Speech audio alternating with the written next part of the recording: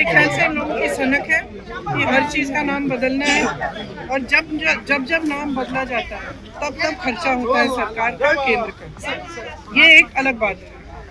ये योजना महात्मा गांधी जी के नाम पर है। महात्मा गांधी जी हमारे राष्ट्रपिता हैं, उनका अपमान नहीं होना चाहिए। तीसरी और सबसे ज़रूरी बात, नाम बदलने से ज़्यादा ज़रूरी ये बात है कि जो अधिकार इसी सदन में सबकी सहमति से जब वो कानून बना, तो यहाँ एक भी राजनीतिक दल नहीं था जिसने सहमति नहीं दी। तो सबकी सहमति से ये कानून बना कि रोजगार का 100 दिन का अधिकार जो सबसे गरीब जन है इस देश का, उसको मिलना चाहिए।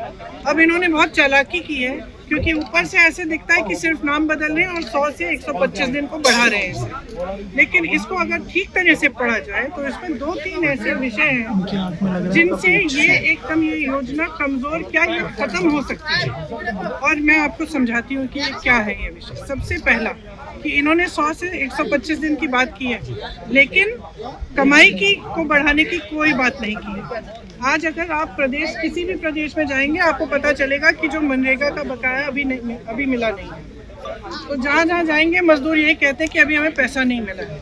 तो आप उतना पैसा नहीं दे पाए हो। केंद्र पहले 90% केंद्र की जिम्मेदारी होती थी कि केंद्र पैसे देगा। आज उन्होंने इस विधेयक से ये चाहते हैं कि वो कम हो जाए। तो जब वो कम होगा तो प्रदेश को देना पड़ेगा। जो गरीब प्रदेश है वो दे ही नहीं पाएंगे। इतना भार, इतना बोझ पड़ जाएगा उनकी अर्थव्यवस्था पर कि वो दे ही नहीं पाएंगे। जब दे नहीं पाएंगे तो क्या होगा?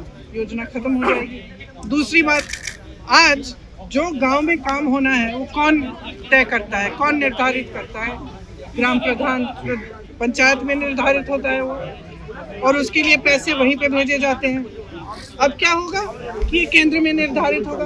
अरे केंद्र में यहाँ पे दिल्ली में बैठे हुए इन लोगों को क्या पता कि आपको कौन सा कुआं चाहिए, आपको कौन सी दीवार बनानी है, आपको किस चीज़ की मरम्मत करनी है, नहीं पता चलेगा।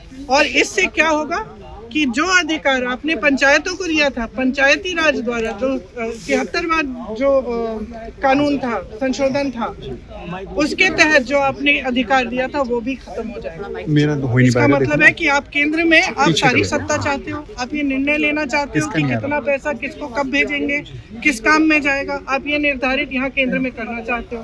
प्रदेश को आपने सारे पूंजी की जिम्मेदारी दे दी कि भाई तुम ही लगाओ इसमें पैसे। और जो पंचायत में है, जो गांव में है, उसका क्या होगा? उसको जो अभी मजदूरी नहीं मिल रही है,